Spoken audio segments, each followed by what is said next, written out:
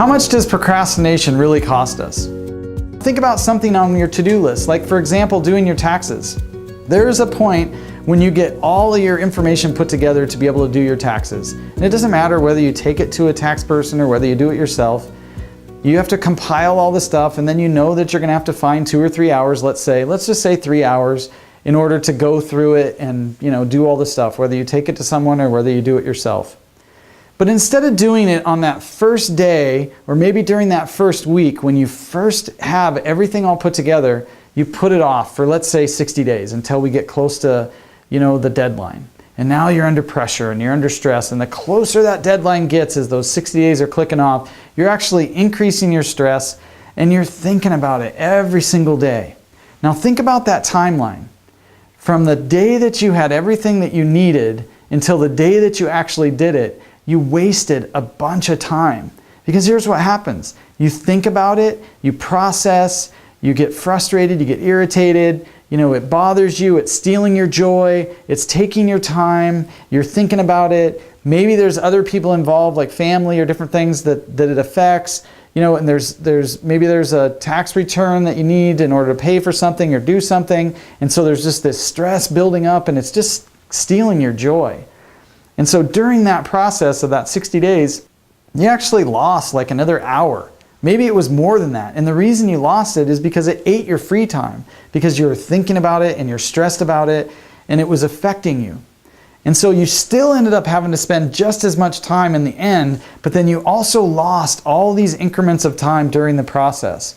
And not only that, I think an even more important point is the stress and frustration and lack of joy in your life that was happening during that 60 days. Now compound that by the fact that none of us have just one thing on our to-do list. We've got like 5, 6, 10, 15 things on our to-do list.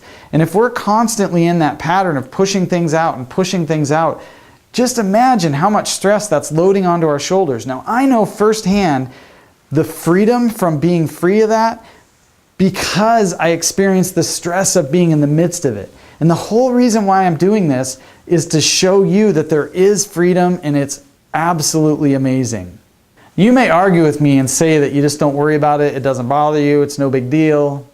That may be true, but let me tell you who that type of person is hurting.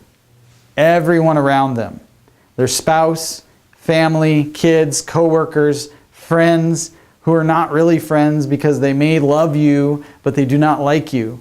And the reason is because they're stressed out because you've got all these responsibilities and different things that are going on around you that everyone else is counting on you to do, but you just ignore them and you don't do them. I know people like this, and they drive me absolutely nuts, and they drive everyone around them nuts. So if you're saying that this stuff doesn't bother you, then look around you, because it bothers everyone else, or there's no one else around you because they're so irritated because they're counting on you for things and they're just not getting done. Okay, so back to this idea of procrastination and how much time we lose when we procrastinate. I like to call this lost time over time. Something was going to cost us an hour, but in the end it cost us 3 hours because we didn't act quickly. Sort of like buying an airline ticket, right?